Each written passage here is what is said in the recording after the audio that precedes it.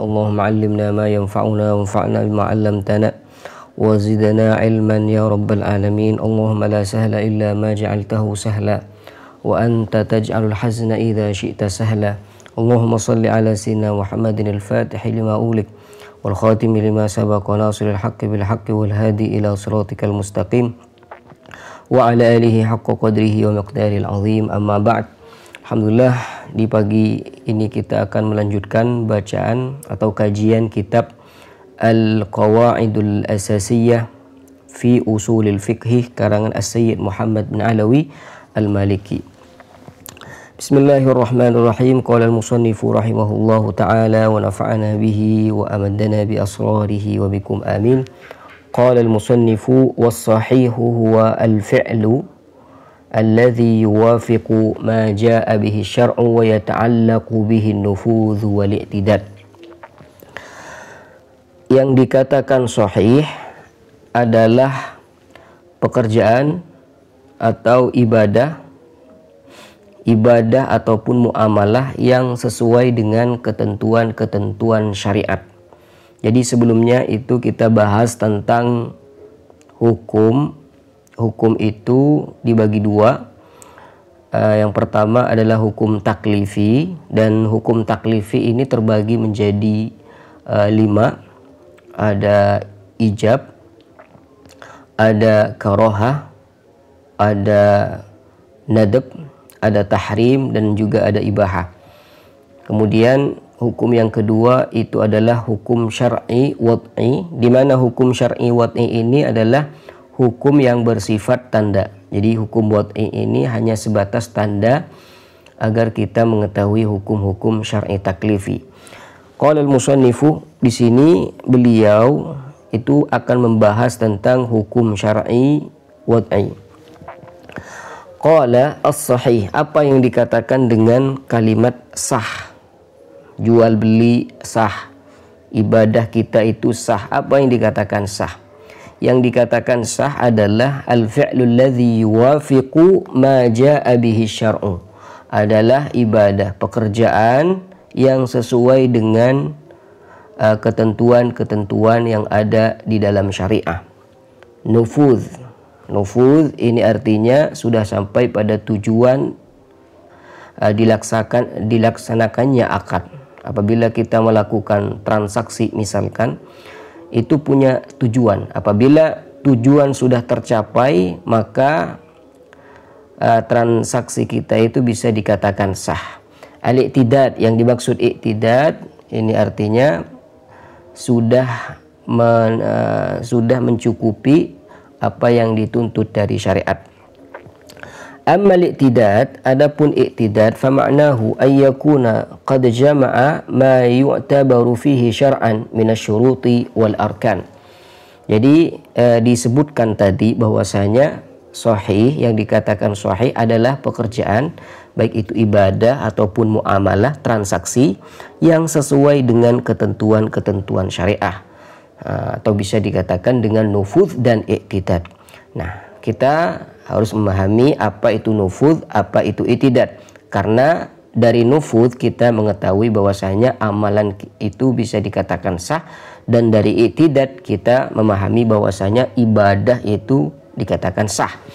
Nah, arti dari i'tidad adalah ibadah yang kita lakukan itu sesuai dengan apa yang dituntut oleh syariat, baik itu berupa syarat-syarat ibadah ataupun rukun-rukun ibadah, syarat-syarat dalam transaksi dan juga rukun-rukun dalam transaksi. Jadi apabila kita melaksanakan sholat, puasa misalkan, kemudian sholat dan puasa kita itu sesuai dengan ketentuan-ketentuan syariat, memenuhi syarat-syarat yang sudah ditetapkan oleh syariat, dan sudah memenuhi rukun-rukun yang sudah ditetapkan oleh syariat, maka ibadah kita itu dikatakan sah karena sudah i'tidad.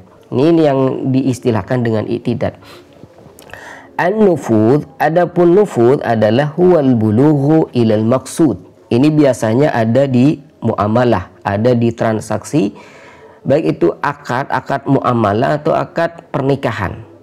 Ketika seseorang ini akan melakukan transaksi jual beli, maka tentunya di situ pembeli dan penjual itu mempunyai tujuan, di mana penjual ketika ingin melakukan transaksi jual beli itu tujuannya adalah untuk mendapatkan uang, kan gitu, untuk mendapatkan uang.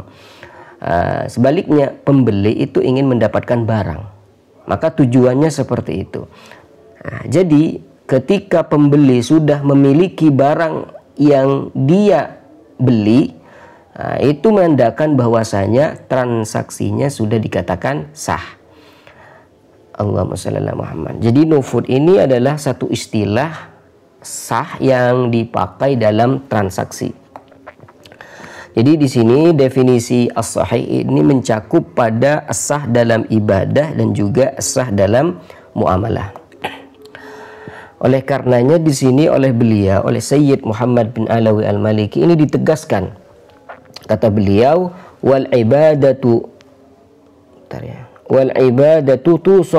tusafu bihasabil istilahil fiqhi bil i'tidadi faqat. Adapun ibadah sendiri itu secara istilah fikih hanya mempunyai sifat i'tidad. Kenapa? Karena orang ketika melaksanakan ibadah, sholat, puasa, itu tidak mempunyai tujuan kecuali hanya melaksanakan tuntutan dari Allah Subhanahu wa Ta'ala. Beda halnya dengan transaksi jual beli. Kalau kita ingin membeli sesuatu, maka kita punya tujuan. Tujuan kita adalah untuk memiliki barang yang kita beli, atau penjual itu ingin memiliki uang. Wal mu'amalatu tusafu bil i'tidadi wan nufudh. Dalam transaksi, dalam akad, baik itu akad jual beli, akad nikah, itu ada dua istilah yang ada di dalam muamalah. Ada istilah i'tidad dan juga ada istilah nufudh. I'tidad, yang dimaksud i'tidad ini adalah apabila muamalah itu sudah memenuhi rukun-rukun dan syarat-syarat dalam bermuamalah. Nufud, kita itu sudah nyampe pada tujuan yang kita tuju. Karena ketika kita, seperti yang kita katakan tadi, ketika kita ingin membeli sesuatu, maka kita itu punya tujuan untuk memiliki barang yang kita inginkan. Masya Allah, jazakumullah khairan. Jadi ini adalah kitab Adabul Islam, Qawaid Asasiyah fi Usul Fiqih.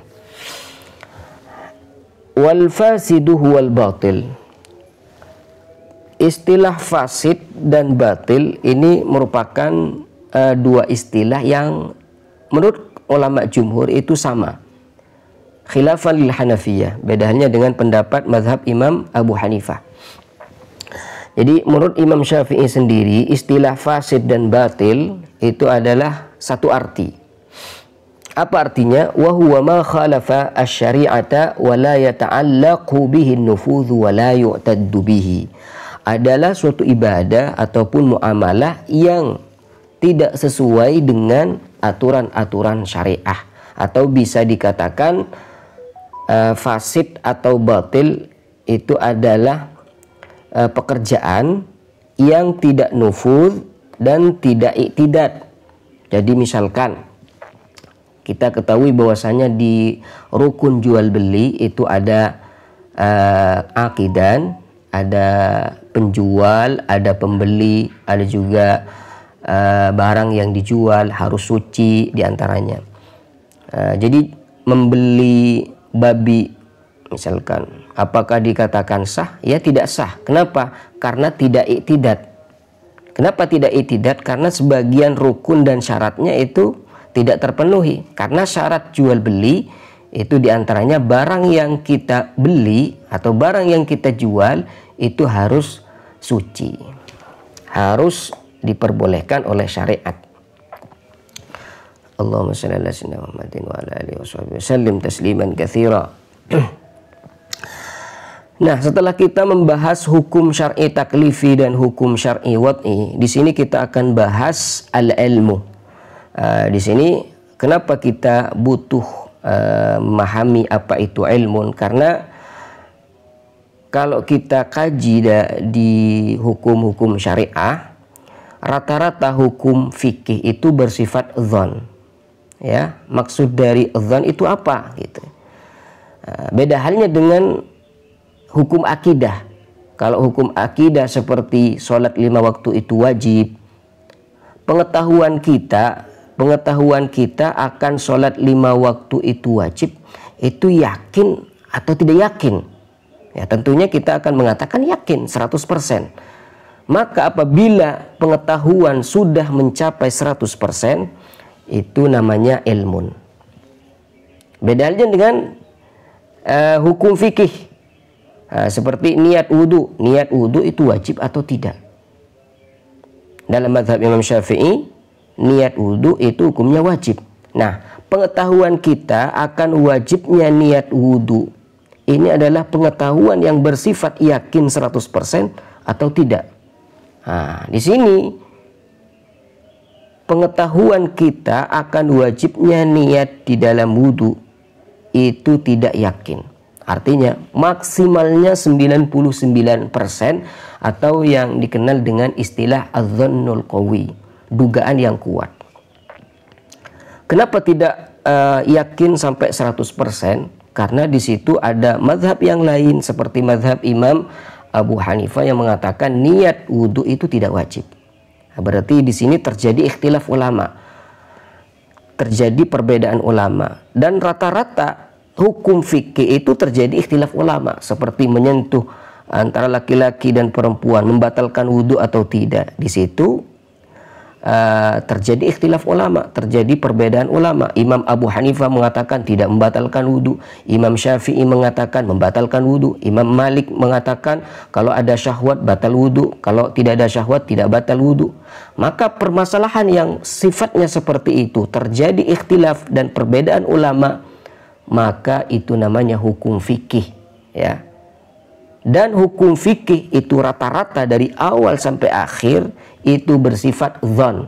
Dzan itu kalau kita presentasikan itu dari 51% sampai 99%.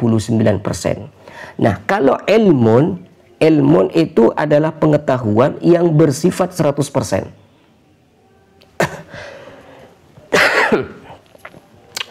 Sehingga dalam muqaddimah usul fikih dibahas tuh, ada ilmun, ada dhannun, ada wahmun, ada syakkun. Nah, kenapa perlu dibahas itu? Karena yang kita akan pelajari ini adalah ilmu usulul fikih. Dan fikih itu secara keseluruhan bersifat dzan. Jadi kalau kita tidak memahami terlebih dahulu apa itu ilmun, apa itu dhannun, maka niscaya kita tidak akan memahami apa yang dimaksud hukum fikih secara maksimal.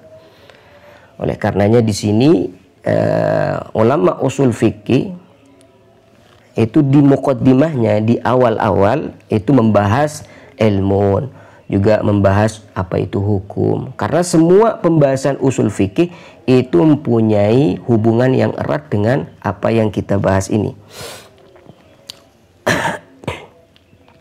Allahumma shalli ala sayyidina Muhammadin wa ala alihi washabbihi wa sallim tasliman katsira. Thumma qala al-musannifu al-ilmu. Al-ilmu yang dikatakan ilmu. Al-ilmu lughatan al-yaqin. Yang dikatakan ilmu, pengetahuan adalah al-yaqin, keyakinan. Nah, apabila kita membicarakan tentang keyakinan, maka pengetahuan yang bersifat yakin itu adalah pengetahuan yang mencapai 100%. Ya. Seperti kita nih yang sekarang ada di sini. Apakah yakin kalian itu melihat ini misalkan? Yakin. Jadi pengetahuan kalian atau gini, apakah yakin kalian mendengar suara sekarang? Pengetahuan kalian bahwasanya kalian sudah mendengar suara sekarang itu yakin atau tidak? Jawabannya pasti yakin. Berarti Kalau kalian menjawab itu yakin, berarti pengetahuan kalian itu sudah mencapai 100%. Maka pengetahuan yang sifatnya sudah sampai 100% itu dikatakan ilmun. Ya, dikatakan ilmun. Jadi kalau saya melihat Zaid, ya, saya katakan alimtu Zaidan. Saya mengetahui Zaid. Karena saya yakin Zaid sekarang ada di sini. Beda halnya kalau Zaid ada di tempat yang jauh dan saya tidak yakin, maka saya tidak bisa mengatakan alimtu Zaidan, nahunak Zaidan. Ya, kalau punya dugaan besar, saya akan mengatakan dzanantu hunaka Zaidan. Wastilahan, dan ilmu secara istilah para ulama, ma'rifatul ma'lumi ala ma huwa bihi fil waqi'. Dan definisi dari ilmu itu sendiri terjadi ikhtilaf ulama. Tapi yang ada di sini itu adalah pendapat yang kuat. Qala al-musannifu wastilahan wastilahan, yang dikatakan ilmu adalah mengetahui sesuatu sesuai dengan kenyataannya. Mengetahui sesuatu sesuai dengan kenyataannya. Contoh, sekarang ini pagi apa sore? Jawabannya pagi.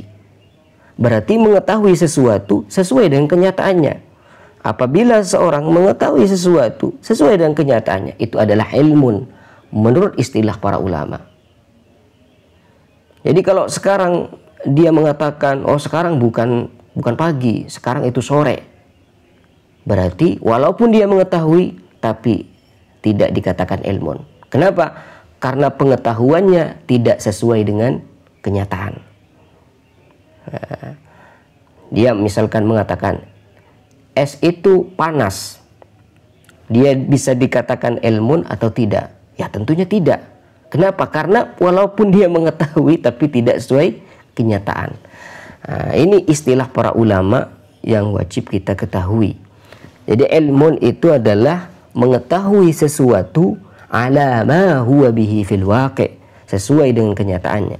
Wa ma'na al-ma'lum, dan yang dimaksud dengan maklum, ma min sya'nihi an yu'lam, sesuatu yang bisa diketahui, mawjudan kana au ma'tuman, tak itu ada ataupun tidak. Wa lafdzul ilmi, dan lafaz ilmun itu sendiri la yakhtassu bil fiqhi fi mafhumihi al-istilahi asy-syar'i, bal yashmulu al-fiqha wa ghairahu. Jadi istilah ilmun ini bukan hanya khusus pada fikih. Jadi bisa digunakan di selain ilmu fikih. Karena kenapa? Fal fiqhu bil makna syar'i akhassu minal ilmi wa kadza bil makna lugawi. Jadi ilmun itu kan pengetahuan. Yang dikatakan hukum fikih adalah mengetahui hukum syariat. Maka bisa dikatakan semua fikih itu ilmun. Tapi tidak semua ilmun itu fikih. Berarti dalam ilmu mantik itu diistilahkan dengan al-umum wal khusus mutlak. Ya, al-umum wal khusus mutlak. Jadi kata beliau di sini, ilmun ini tidak khusus pada fikih saja. Artinya kalau bukan fikih bukan ilmun, tidak. Ya. Tapi di sini ada keumuman dan kekhususan secara mutlak. Apa maksudnya keumuman dan kekhususan secara mutlak? Semua fikih itu adalah ilmun. Kenapa? Karena fikih itu adalah ilmu pengetahuan akan hukum-hukum syariat. Ya, itu fikih. Tapi apakah semua ilmu itu fikih? Tidak, karena di situ ada ilmu nahwu, ada ilmu balaghah, ada ilmu bayan, ada ilmu ma'ani, ada ilmu mustalah, ada ilmu tafsir dan yang lainnya. Ini yang dimaksud oleh beliau, al-ilmu la yakhtassu bil fiqhi fi mafhumihi al-istilah. Fal fiqhu bil makna syar'i akhas. Jadi fikih dalam arti syariatnya, mengetahui hukum syariah, itu lebih khusus daripada ilmu secara mutlak. Wa kadza bil makna lugawi. Fikih dalam arti lugawinya kan paham. Ya. Jadi bisa dikatakan seperti ini juga. Jadi ilmu fikih itu adalah pemahaman. Tapi apakah semua pemahaman itu fikih? Tidak. Fa innal fiqha al-fahmu. Karena yang dikatakan fikih secara bahasa adalah paham. Wal ilmu al-ma'rifah wa hiya a'am. Wal ilmu yang dikatakan ilmu adalah ma'rifah wa hiya a'am. Dan ma'rifah ini lebih umum daripada ilmun. Di sini ada perbedaan yang signifikan antara ma'rifah dan ilmun. Kalau menurut ulama tauhid, kalau ilmun itu sifatul maula azza wajal. Oleh karenanya Allah subhanahu wa ta'ala itu tidak dikatakan arif. Allah itu mempunyai sifat alim, sifat ilmun, bukan sifat ma'rifah. Karena kata ulama, perbedaan ma'rifah dan ilmun, nih perhatikan. Kalau kita lihat di bahasa Arab, di kamus besar bahasa Arab, lafadz ilmun dan ma'rifah ini sama-sama mempunyai arti pengetahuan. Jadi ilmun ini mengetahui, ma'rifah juga mengetahui. Tapi apakah ada perbedaan yang signifikan antara ilmun dan ma'rifah? Kata ulama iya. Perbedaannya adalah kalau ilmun ini adalah pengetahuan yang tidak didahului dengan ketidakpengetahuan. Maksudnya gini, kemarin saya tahu, ya, kemarin saya tidak tahu, sekarang tahu. Nah, itu secara istilah ulama kalam nih ya, itu dikatakan ma'rifah, tidak dikatakan ilmun. Karena ilmun itu adalah pengetahuan yang sebelumnya itu sudah tahu. Ya, maka ini khusus pada Allah Subhanahu wa ta'ala. Jadi Allah Subhanahu wa ta'ala itu dikatakan alim dan tidak dikatakan arif. Kalau kita dikatakan arif, karena kita itu dulunya tidak tahu, sekarang sudah tahu, ya. Tapi kalau Allah Subhanahu wa ta'ala tidak. La yasbiquhul jahal. Tidak ada kebodohan yang mengawali ilmu Allah Subhanahu wa ta'ala. Ya. Jadi ini sedikit pemahaman perbedaan tentang ilmu dan ma'rifah dalam ilmu kalam. Allahumma shalli ala Muhammad. Wa didduhul jahl. Wa didduhu al-jahlu. Wa didduhul jahl. Kebalikan dari ilmun adalah jahal. Berarti jahal ini persentasinya ada di 0%. Ya, ada di 0%. Saya sekarang tidak tahu apa yang ada di sana misalkan. Jadi ketidaktahu saya tidak mengetahui apa yang ada di sana. Nah, itu namanya jahal. Atau di sini diistilahkan dengan wa huwa tasawwuru ma min sya'nihi an yu'lam ala khilafi ma huwa bihi fil waqi'. Ini secara istilah para ulama, bahwasanya yang dikatakan jahal adalah mengetahui sesuatu tapi tidak sesuai dengan kenyataan. Nah, misalkan sekarang itu sore, dan iya sekarang itu sore katanya. Nah, berarti ini ya, jahal, bodoh. Ya, jadi bodoh itu pengetahuan, bahkan bisa tidak dikatakan pengetahuan. Ya, pengetahuan 0%. Tidak ada pengetahuan sama sekali. Wa qila fi ta'rifihi, dan dikatakan dalam definisi jahal itu sendiri, innahu adamul ilmi, bahwasanya tidak mengetahui. Ya, udah tidak mengetahui. Wa huwa yashmalul basita wal murakkab. Nah, bodoh ini ada dua. Ada bodoh basit. Bodoh basit ini merupakan bodoh ringan. Murakkab ini bodoh yang keterlaluan. Nah, ini istilah para ulama ya. Ada bodoh yang terlalu ya, yang ekstrim. Ada bodoh yang enggak terlalu gitu. Jadi bodoh basit, jahil basit adalah adamul ilmi bisyai'. Fa ammal basit, adapun yang dikatakan dengan bodoh ringan adalah fahuwa ka'adami ilmina bima tahtal aradin. Seperti tidak mengetahuinya kita dengan apa yang ada di bawah tanah. Apa yang ada di bawah tanah sekarang? Bisa saja ada emas, bisa saja ada mutiara, kan bisa. Jadi kita tidak mengetahui apa yang ada di bawah. Maka sifat seperti itu dikatakan jahlun yang basit. Ya, bodoh ringan. Wa ammal murakkab, adapun bodoh yang keterlaluan, fahuwa tasawwurul ma'lumi ala khilafi hayatihi.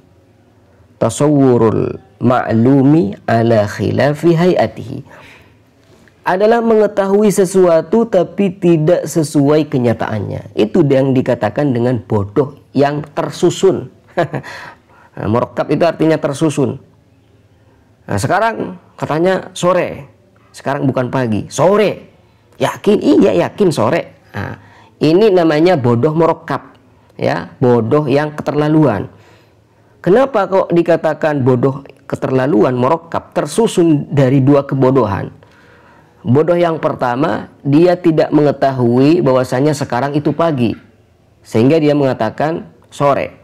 Ini yang pertama. Yang kedua, dia tidak mengetahui bahwasanya dirinya tidak mengetahui, karena dia mengatakan sekarang itu sore bukan pagi. Nah, sehingga ulama mengatakan oh ini jahil yang murakkab. Kaidrakil mu'tazilah adama ru'yatillahi fil akhirah, seperti pengetahuan kelompok mu'tazilah bahwasanya Allah tidak bisa dilihat kelak di akhirat. Kita yakin, ya, menurut ahlu sunnah wal jamaah al asy'ariyah wal maturidiyah mengatakan bahwasanya kita itu kelak di surga akan mendapatkan satu kenikmatan, dan itu kenikmatan terbesar yang kita dapat kelak di surga, yaitu melihat Allah Subhanahu wa ta'ala. Semoga kita bisa kelak di surga diberikan kesempatan untuk melihat Allah Subhanahu wa ta'ala. Dan ini kelompok Mu'tazilah ini, kaum Mu'tazilah ini mengingkari akan itu semua. Jadi mereka mengetahui bahwasanya kelak di surga itu tidak ada ru'yah. Adapun dalil-dalilnya kan sudah jelas di ilmu akidah. Wujuhu yawma idzin nadhirah ila rabbiha nadhirah. Wujuhu yawma idzin nadhirah ila rabbiha nadhirah. Wa i'tiqadil falasifah biqidamil alam. Allah, ini juga pengetahuan dan keyakinan ahli filsafat bahwasanya alam itu bukan hadis, tapi alam itu qadim katanya. Kita tahu bahwasanya alam itu hadis kan. Nah, tadi itu malam, sekarang sudah pagi. Jadi perubahan ini, perbedaan ini yang tadinya itu malam sekarang berubah menjadi siang, itu menunjukkan bahwasanya alam ini berubah, dan perubahan alam ini masih baru tadi. Jadi kita katakan hadis. Allahumma shalli ala Muhammadin wa ala alihi wa sahbihi wa sallim taslima. Wa ta'rifu syamil lil qismain ayyuqal. Adapun definisi bodoh yang mencakup dua bagiannya tadi, murakkab dan basit, ayyuqal bisa dikatakan al jahlu intifa'ul ilmi bil maksud. Yang dikatakan jahal adalah tidak mengetahui dengan apa yang dimaksud. Ai ma min sya'nihi ayyuk sadafa yudrak. Sesuatu yang bisa diketahui tapi dia salah dalam menentukan pengetahuannya. Imma bi allam yudrik aslan wa huwal basit. Ada kalanya dia tidak mengetahui sama sekali, itu namanya jahil basit. Au bi ayyudrika ala khilafi ma huwa alaihi fil waqi'i wa huwal murakkab. Atau mengetahui tapi tidak sesuai kenyataan. Nah, itu namanya jahil murakkab. Wa summiya murakkaban, dikatakan jahil murakkab karena li'anna fihi jahlain, karena di situ ada dua bentuk kebodohan. Jahlan bil mudrak, ya, yang pertama dia tidak mengetahui pada hakikat. Sekarang sore apa pagi? Nah, dia mengatakan sore sekarang. Nah, ini bodoh yang pertama, dia tidak mengetahui bahwasanya sekarang itu pagi, sehingga dia mengatakan sore. Yang pertama. Wa jahlan bi annahu jahil.